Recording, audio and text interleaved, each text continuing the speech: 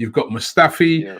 You've got David Luiz. All of a sudden, we'll have about 6 centre backs. So somebody's got to be moving out. I would personally like to see. Yeah, exactly. But I would personally like to see some of the old guard go now. Socrates, I think we've seen the decline. Mustafi, for me, he's like the comeback king right now. But I still don't think that he's the answer. You know, I think we've seen enough of him to know that unfortunately he's got those slip-ups. 90 grand a week as well. Exactly. Yeah, I really like the guy. Don't get me wrong, and he really has come back very well. But for me, I'd like to see him leave, and also David Luiz.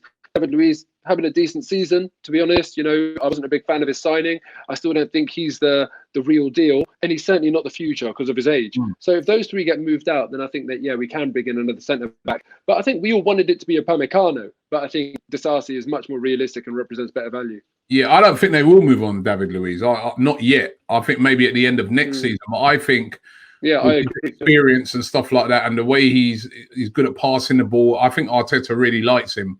I can see him staying in. I can see them moving on Socrates. What happens with Callum Chambers and Rob Holding is going to be interesting. I mean, Callum Chambers obviously been injured, so we presume that he'd stay because he'll still be injured even when we go into the new season. But what about Rob Holding? What happens with Rob Holding? Do we send him out on loan, or what do we do with him? Rob Holding, I rate highly. I really, really think that he's got a big future, and he's also still very, very young. So for me, I'd retain Rob Holding for sure. Callum Chambers, I've always been a bit iffy about him. I really haven't been sure whether I can see him, being Arsenal centre-back for the next 5-10 years. But I think he's shown really, really promising signs before he got injured and stepped up. And also he can deputise at right-back as well, so he's quite versatile. And I do agree with you about David Luiz. I think they will... Yeah, exactly, yeah. But I agree with you about David Luiz. I don't think they will move him on. So maybe one of the other two, they will go off on loan for a year until David Luiz maybe leaves the club, but then they'll come back in. And what about Pablo Mari? Because we brought him in. He's not really had a chance yet to shine. He's only had like one game. You know what I mean? And it'd be a real shame for him, wouldn't it? Yeah, but you're shaking your head like you're thinking, "Oh, who cares?"